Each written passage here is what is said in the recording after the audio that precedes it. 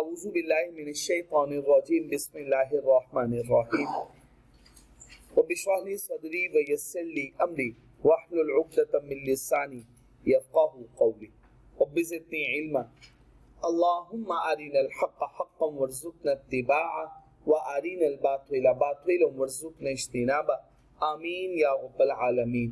अल्लाहुम्मा तह्हिर क़ुलूबना मिनन निफ़ाक़ व अअमालना मिनर रिया व अलसिनतना मिनल कज़िब व अअयुनना मिनल ख़ियाना फ़इन्नका तअलमु ख़ाइनतल अअयुनि व मा तुख़फ़िस सुदूर आमीन या रब्बल आलमीन।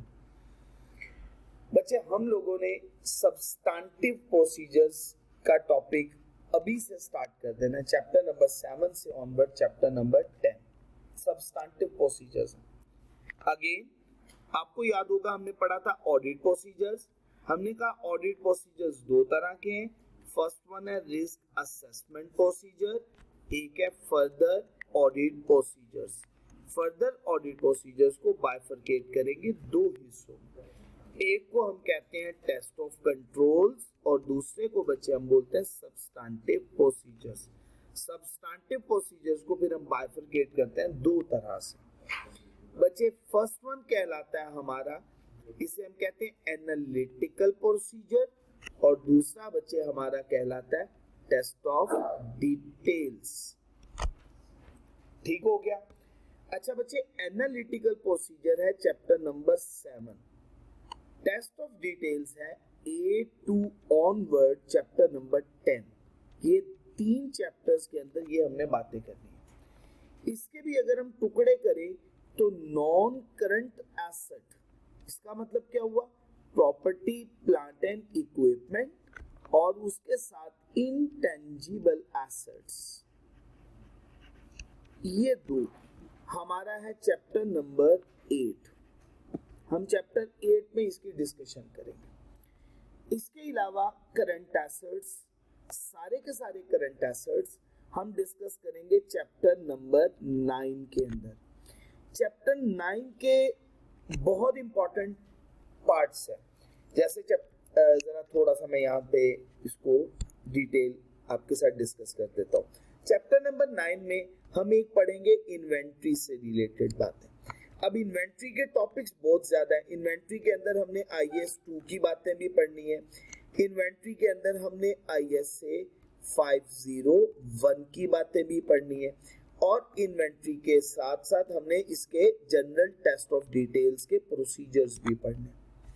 इसके बाद अगला टॉपिक तो हमारा सबसे ज्यादा इंपॉर्टेंट है, वो है एक्सटर्नल पार्टी कंफर्मेशन के लिए ट्रेड डेट्स, ट्रेड रिसीवेबल्स।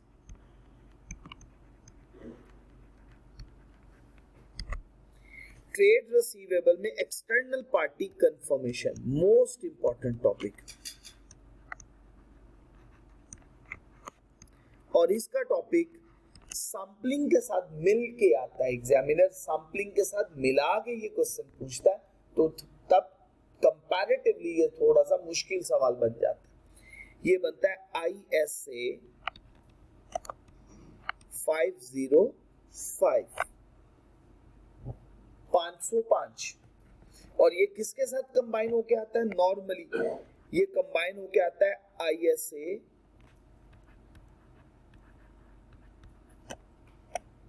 हमने डिस्कस किया कौन सा है सैंपलिंग का? 540 है, 530 है, 540 नहीं है। 540 तो हमारे सिलेबस का हिस्सा नहीं है। ठीक हो गया? चलें। अच्छा, उसके बाद आगे बाकी other assets, other current assets, उनके बारे में हम जनरल पढ़ेंगे। जैसे अदर करंट एसेट में आ गया cash and bank balance, pre payments, advances, deposits, ये जनरल होंगे। इस पर टेस्ट ऑफ डिटेल्स के प्रोसीजर पढ़ेंगे। मेन हमारा टॉपिक यही है ट्रेड रिसीवेबल का और इन्वेंट्री का। बाकी advances, deposits, pre payments, cash and bank balance, ये जनरल बातें टेस्ट ऑफ डिटेल्स के सिंपल प्रोसीजर्स हैं। सिंपल प्रोसीजर्स को हमें रिटेन करना। इसके बाद जो अगला चैप्टर है, आखिरी चैप्टर इसके अंदर जो हमने पढ़ना है, वो है चैप्टर नंबर 10। इसके दो हिस्से होंगे।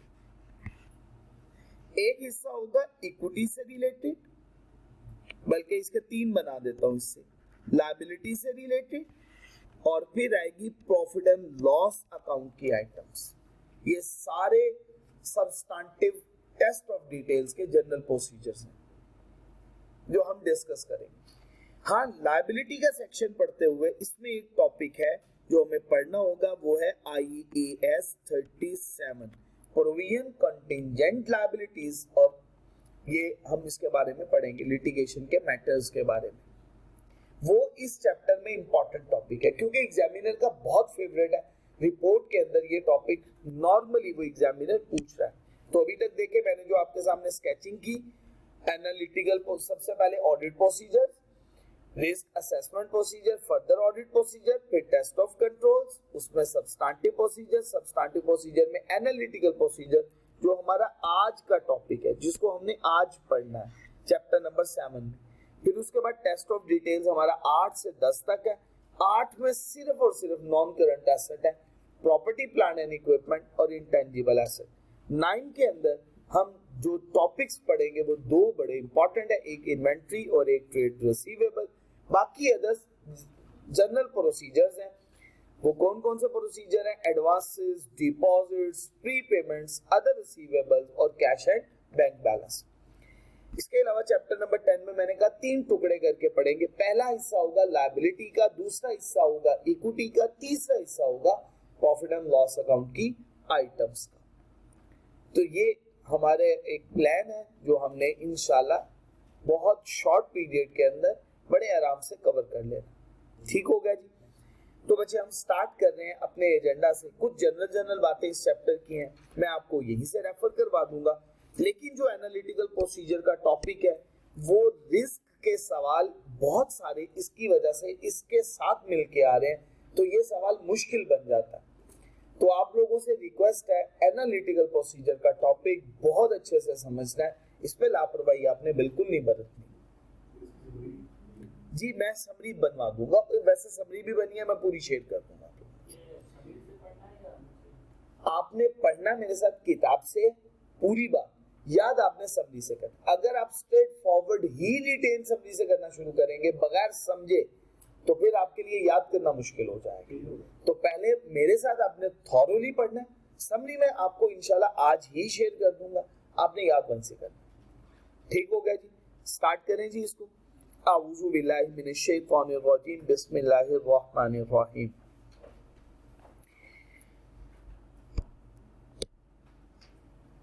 जनरल सी बात है, ये चैप्टर्स डिवाइस किए गए हैं जिसमें हमने सब्सटेंटिव प्रोसीजर्स पढ़ने हैं। अच्छा जी बच्चे, एग्जाम क्वेश्चंस के अंदर हमसे सबसे पहली बात, what am I being asked to test, मुझे किस चीज को टेस्ट करना है। जैसे हम अभी एक बात करते हैं प्रूडेंस कॉन्सेप्ट की। मुझे बच्चे बताइएगा प्रूडेंस कॉन्सेप्ट में अगर हम बात करें एसेट के लिहाज से और अगर हम बात करें लायबिलिटी के लिहाज से, अगर बच्चे मैं कहूं एसेट्स के अकॉर्डिंगली, तो मुझे डर है कि एसेट्स क्या ना हो जाए, ओवरस्टेट ना हो जाए। अगर मैं लायबिलिटी के अकॉर्डिंगली बात करूं तो मुझे डर किस चीज का है? अंडरस्टेटमेंट का डर है। यहां तक बात क्लियर है? अच्छा, अगर मैं ओवरस्टेटमेंट के बारे में देखना चाहता हूं कि ओवरस्टेटमेंट तो नहीं हुई, तो मुझे रिकॉर्डेड आइटम्स को देखना है। तो सैंपल मुझे कहां से ड्रॉ करना है? Recorded items. अगर मैं अंडरस्टेटमेंट के बारे में टेस्टिंग करना चाह रहा हूं तो फिर मुझे अनरिकॉर्डेड आइटम्स से सैंपल ड्रॉ करना। तो भाई आप क्या टेस्ट करना चाह रहे हो? आपसे क्या चीज टेस्ट करने के बारे में बोला जा रहा है? Understatement, over. अच्छा, इसी तरह से हम अगर बात करें एक्सपेंसेस की, इसी तरह से बात करें रेवेन्यू की। एक्सपेंसेस के केस में अगेन वही, जी बिल्कुल ठीक हो गया कि अंडरस्टेटमेंट ना हो जाए, और अगर लायबिलिटी रेवेन्यू के बारे में बात करें ओवरस्टेटमेंट ना हो जाए। तो भाई आपने ये देखना है, अगर ओवरस्टेटमेंट से रिलेटेड बात हो रही है तो आपने जो रिकॉर्ड अकर हुई ट्रांजैक्शन, जो एग्जिस्ट करती हुई ट्रांजैक्शन है, उनको देखना है। और अगर अंडरस्टेटमेंट की बात है तो कंप्लीटनेस की असर्शन पे बात करनी है। अब वो अनरिकॉर्डेड आइटम्स को देखना है, पूरी इंफॉर्मेशन रिकॉर्ड नहीं हुई। ठीक हो गया जी बच्चे, यहां तक बात क्लियर है? या किसी एक पर्टिकुलर एस्पेक्ट को देखना है एक आइटम की, जैसे फॉर एग्जांपल एसेट की वैल्यूएशन होगी। नेक्स्ट अगला सवाल, how does the system operate and what document exist? System इस पर काम कैसे करता है, इसकी रिकॉर्डिंग कैसे होती है, और साथ ही साथ इसके कौन कौन से डॉक्यूमेंट्स बन रहे हैं। डॉक्यूमेंट से आपको क्या मिलेगा?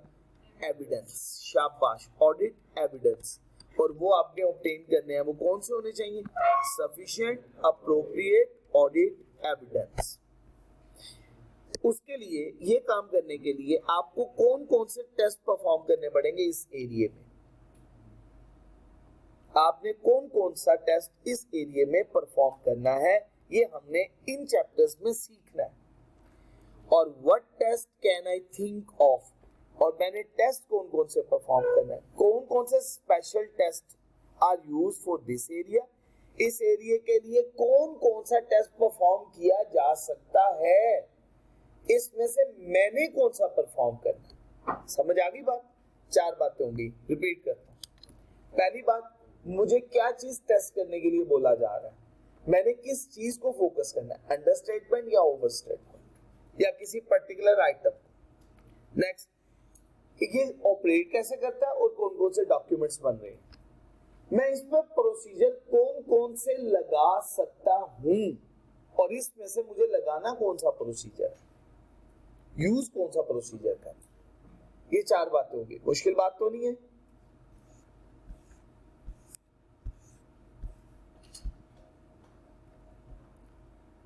बिस्मिल्लाहिर्रहमानिर्रहीम। Embedded audit facilities. अभी हमने पढ़ा था computer assisted auditing techniques use की जाती हैं। क्या मतलब? कंप्यूटर टेक्नोलॉजी की मदद से ऑडिट कंडक्ट करना कंप्यूटर असिस्टेड ऑडिटिंग टेक्निक्स कहलाती हैं। इंफॉर्मेशन सिस्टम, इंफॉर्मेशन टेक्नोलॉजी का यूज करना। एम्बेडेड ऑडिट फैसिलिटीज को हम रेजिडेंट ऑडिट सॉफ्टवेयर भी बोलते हैं। कौन सा सॉफ्टवेयर बोलते हैं? रेजिडेंट ऑडिट सॉफ्टवेयर या इंटीग्रेटेड ऑडिट मॉड्यूल भी बोलते हैं। Embedded audit facility, resident audit software या इंटीग्रेटेड ऑडिट मॉड्यूल है।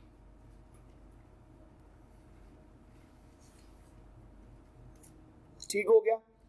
अब होता क्या है बच्चे, हम अपने सॉफ्टवेयर को क्लाइंट के सिस्टम के साथ इंटीग्रेट कर देते हैं।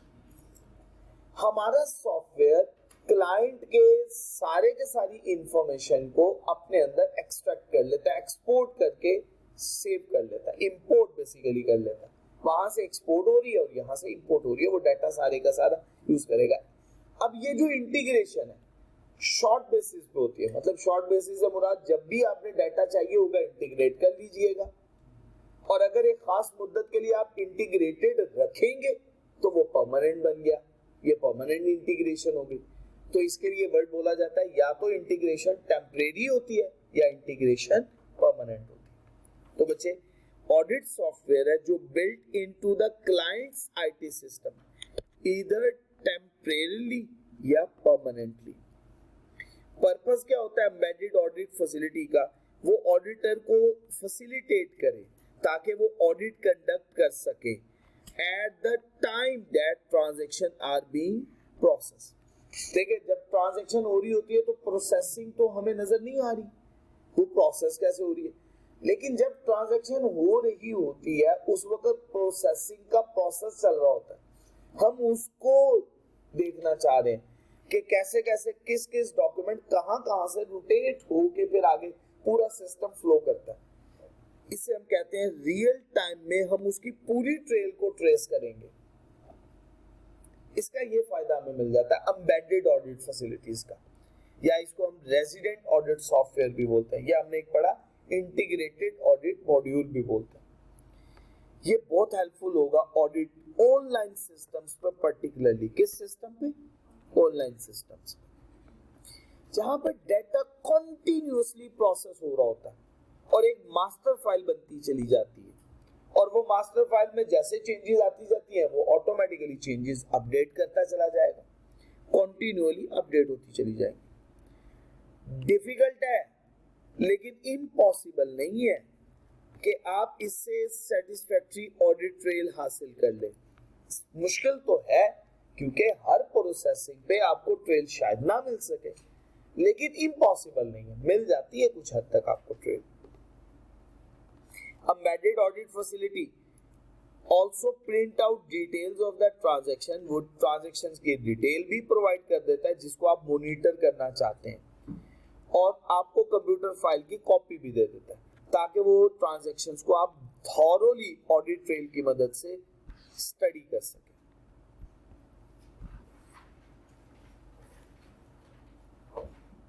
ठीक हो गया जी बच्चे, कोई मुश्किल बात तो नहीं है यहां तक। अब अगला सवाल, problems with using audit software. Audit software को यूज करके हमें कुछ प्रॉब्लम्स का सामना करना पड़ रहा है, वो क्या? Audit software may need to be written so that it is compatible होनी चाहिए ना क्लाइंट के सिस्टम के साथ। अगर ये कंपैटिबल ही नहीं है, क्या मतलब? हमारा सिस्टम और क्लाइंट का सिस्टम आपस में इंटीग्रेट नहीं कर सकता। इंटीग्रेशन के लिए दो तरह की रिक्वायरमेंट्स आ जाती हैं समटाइम। एक होती है हार्डवेयर की रिक्वायरमेंट और एक होती है सॉफ्टवेयर की रिक्वायरमेंट। मैं उसकी एक मिसाल देता हूं। कुछ टाइम पहले, 2 माह पहले या 3 माह पहले की बात है, मैंने एक दिन सोचा मैं अपने दूसरे लैपटॉप से आपको लेक्चर डिलीवर कर दूंगा क्योंकि ये लैपटॉप मैं घर भूल आया था। नहीं, ये पुरानी बात है।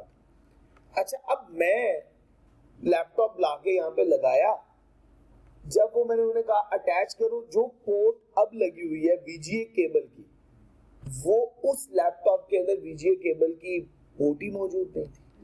वो सिर्फ यूएसबी डिवाइस या उसके अंदर एचडीएमआई पोर्ट मौजूद थी। अब ये पोर्ट अटैच नहीं हो सकती। उन्होंने कहा जी ये लैपटॉप पे आप अटैच नहीं कर सकते प्रोजेक्टर।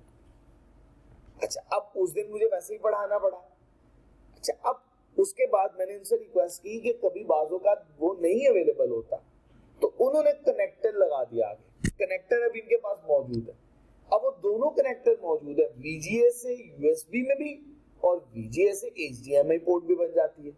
आप वो किसी भी तरह से आप लगा दें। कुछ अर्सा पहले, कुछ दिन पहले जब दोबारा से मैंने अटैच करवाया तो वो अटैच हो गया क्योंकि एक्सटेंशन मौजूद थी उसके अंदर।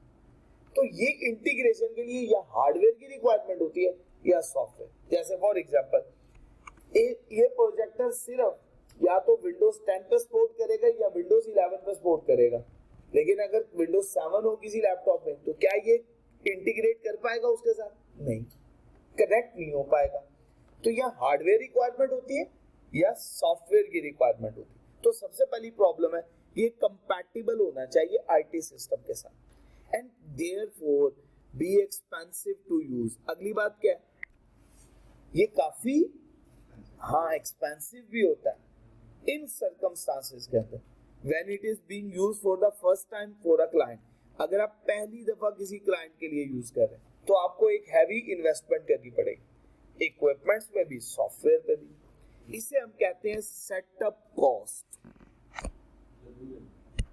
सेटअप कॉस्ट कौन सी कॉस्ट होती है? पहली दफा की कॉस्ट। ठीक हो गया जी, फर्स्ट टाइम आपको ये कॉस्ट करनी पड़ेगी। पहली दफा कॉस्टिंग कर हो गई, उसके बाद नेक्स्ट टाइम आपको ये दोबारा करने की जरूरत नहीं पेश आएगी। अच्छा जी, उसके बाद client entity changes it's accounting system. हो सकता है ये भी पॉसिबल है कि क्लाइंट एंटिटी का सिस्टम क्या होता चला जाए, चेंज होता जाए। अगर चेंज होगा तो फिर हमें उसके लिए नया ऑडिट सॉफ्टवेयर चाहिए होगा। और तीसरी बात क्या हो गई जी? बिल्कुल ठीक हो गया, ऑडिट सॉफ्टवेयर के साथ कुछ ना कुछ प्रॉब्लम्स अटैच रहती हैं। तो there may be problems with producing suitable audit software when the client has an old purpose written IT accounting system. अगर क्लाइंट का old purpose accounting IT system है और आपका बड़ा अप टू डेट सिस्टम है तो तब भी आपके लिए प्रॉब्लम हो जाएगी। आपके पास अप टू डेट नहीं है, क्लाइंट के पास अप टू डेट है, तब भी प्रॉब्लम्स हो जाएंगी, इंटीग्रेशन में इश्यूज आ जाएंगे। ठीक होगा जी। तो बच्चे, auditor should also be aware of the possibility that if he uses copies of the client's files for carrying out tests with audit software, the client may provide a file that is not actually a copy of the current live file। वो आपको copy provide कर देता है। अब वो copy current live files की तो नहीं है, जैसे रियल टाइम रिपोर्टिंग में आपके पास मौजूद होती है। When using copies of client files, auditor should insist on being present to observe the copying of the files to make sure they are genuine। जब वो आपको कॉपीज प्रोवाइड करता है तो आप कहते हैं मुझे ओरिजिनल ये रियल टाइम में भी दिखा दो, अगर ऑनलाइन की बात करते हैं, ताकि मुझे ये कंफर्म हो सके जो आपने कॉपीज या जो लेजर्स आपने मुझे प्रोवाइड किए या जो इंफॉर्मेशन आपने मुझे प्रोवाइड किया ये एक्चुअली क्या है, जेन्युइन है।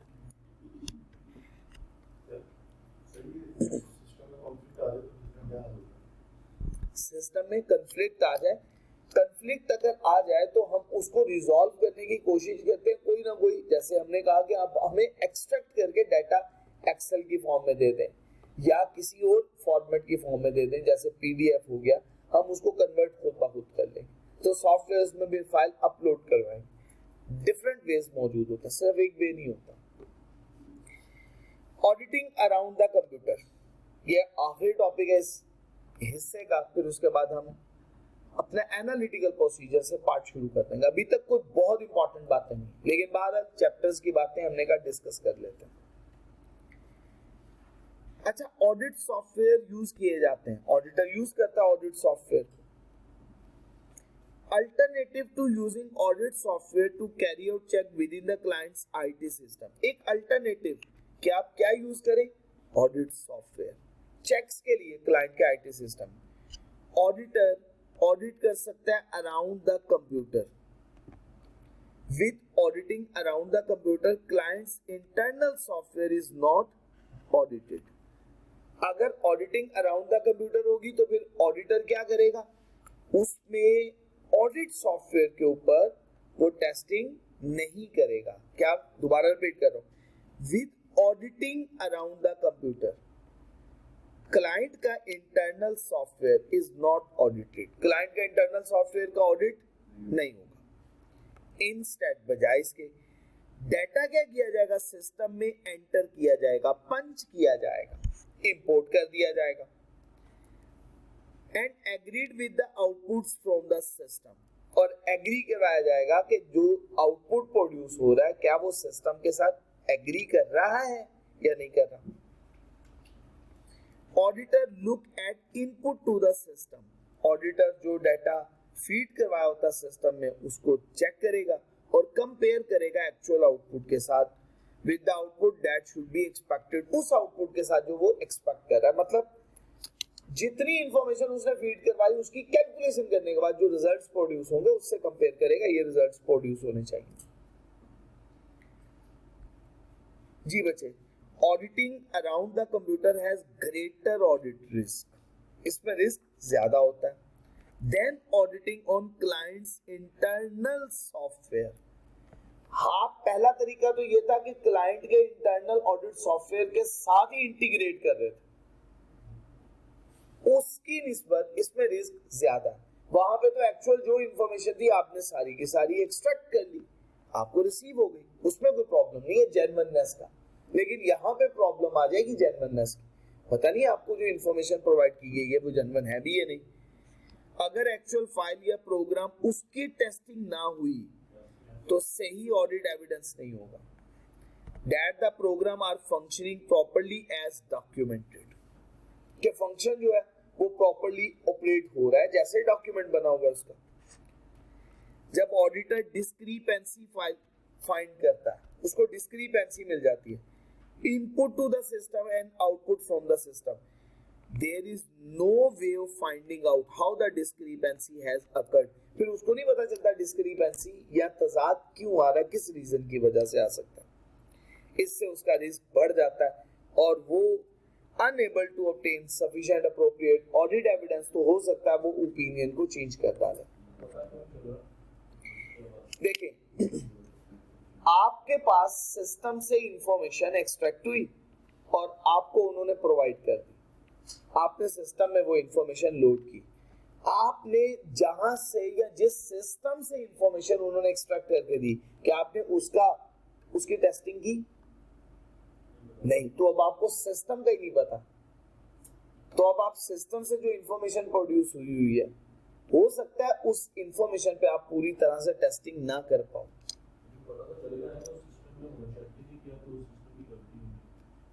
जरूरी तो नहीं है, हाँ पॉसिबिलिटी पे है ना, तो तभी हम कह रहे हैं कि हमें सफिशिएंट अप्रोप्रिएट ऑडिट एविडेंस नहीं मिल सकती। जी बच्चे, बिस्मिल्लाहिर्रहमानिर्रहीम, यहाँ तक हमारी बातें मुकम्मल। अब हमने स्टार्ट करना है अगला टॉपिक, एनालिटिकल प्रोसीजर। ठीक है जी। सुब्हानकल्लाहुम्मा व बिहम्दिका अशहदु अल्ला इलाहा इल्ला अंता अस्तगफिरुका व अतूबु इलैक।